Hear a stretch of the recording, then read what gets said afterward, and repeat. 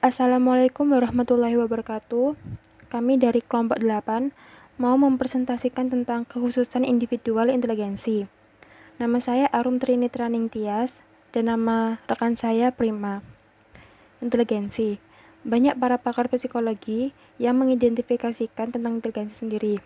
Salah satunya Clapperday dan Western mengatakan bahwa inteligensi adalah kemampuan untuk menyesuaikan diri secara mental terhadap situasi atau kondisi baru. Selanjutnya Kabuhler mengatakan bahwa inteligensi adalah perbuatan yang disertai dengan pemahaman atau pengertian. Selanjutnya David Wechsler memberikan definisi mengenai inteligensi awal mula sebagai kapasitas untuk mengerti lingkungan dan kemampuan akal budi untuk mengatasi tantangan-tantangannya. Pada kesempatan lain, ia mengatakan bahwa inteligensi adalah kemampuan untuk bertindak secara terarah, berpikir secara rasional, dan menghadapi lingkungannya secara spektif. Lalu Alfred Binet, dia mengatakan bahwa inteligensi sebagai penilaian atau disebut juga akal yang baik atau good sense, berpikir praktis atau practical sense, inisiatif, kemampuan untuk menyesuaikan diri sendiri kepada keadaan, kritik pada diri sendiri atau autokritiku. Dan selanjutnya Carl Bihler memberi definisi yang sangat luas, yaitu inteligensi adalah perbuatan yang disertai dengan pemahaman atau pengertian. Yang terakhir, Sir Cyril Lodowijk Burr, pakar psikologi pendidikan Inggris, hanya menyatakan inteligensi sebagai kemampuan kognitif umum bawaan.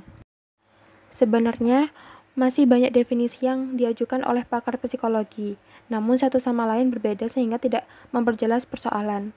Perdebatan tentang definisi ini tidak kunjung selesai. Pada tahun 1990-an pun ketika para pakar mencoba untuk bersepakat mengenai apakah yang dimaksud dengan inteligensi itu, masih terdapat dua kelompok definisi, yaitu versi kelompok 52, peneliti inteligensi yang menamakan diri Mainstream Scans on Intelligence atau MSI, dan versi APA, American Psychological Association. Versi MSI memberikan definisi tentang inteligensi adalah suatu kemampuan yang sangat umum yang antara lain melibatkan kemampuan akal, berencana, memecahkan masalah, berpikir abstrak, memahami ide-ide yang kompleks, cepat belajar, dan belajar dari pengalaman.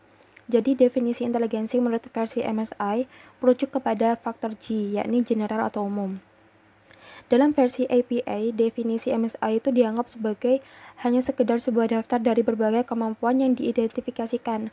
Oleh karena itu, versi APA tidak memberikan suatu definisi, melainkan hanya menyebutkan tentang perbedaan antar individu dalam memahami sesuatu, seperti ide, lingkungan, masalah, dan sebagainya.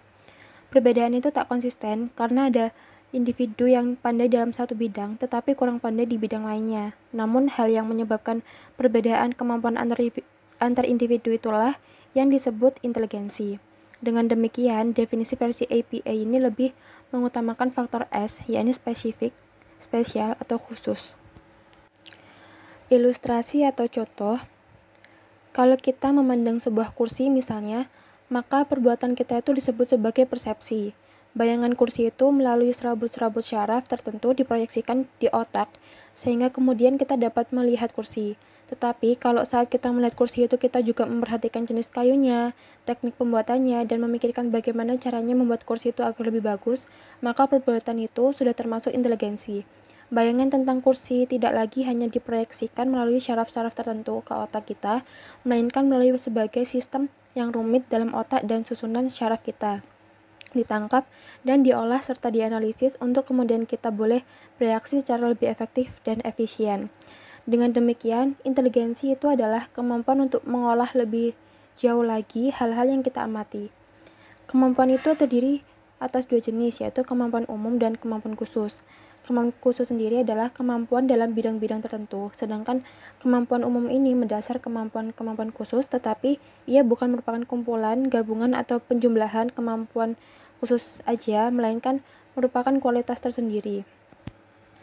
Jadi, dua orang yang sama cerdasnya dapat menjadi ahli dalam dua bidang yang berbeda. Misalnya, yang seorang menjadi ahli ilmu pasti dan yang lain menjadi ahli bahasa. Hal tersebut sangat dipengaruhi oleh pengalaman, minat, dan kesempatan pada tiap-tiap orang itu.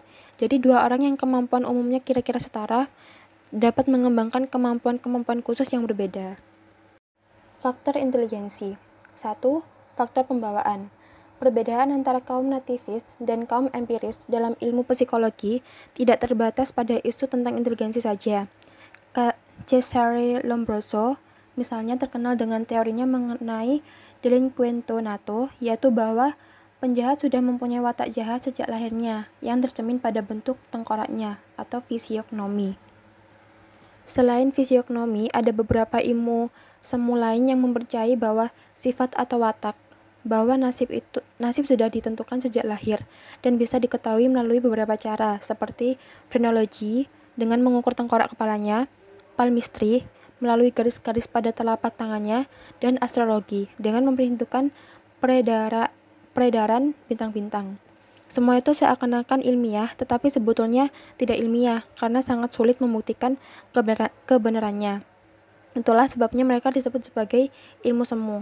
Tentu saja teori ini sudah tidak relevan lagi sekarang, karena sekarang diketahui bahwa kejahatan adalah hasil pengaruh berbagai faktor pada diri individu maupun lingkungannya, atau seperti keadaan sosial, ekonomi, pendidikan, dan faktor kesempatan.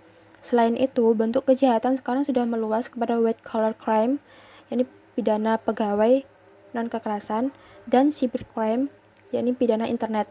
Tentu sudah lain pula wujud orang jahat itu di mata awam. 2. Faktor lingkungan dan kebudayaan.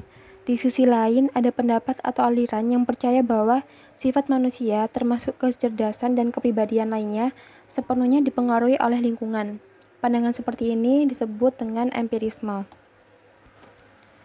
John Locke, seorang filsuf Inggris, adalah salah satu tokoh empirisme yang pertama yang mengatakan bahwa jiwa manusia waktu lahir adalah putih bersih, bagaikan kertas yang belum ditulis atau bagaikan tabula rasa, atau arti harfiahnya papan lilin.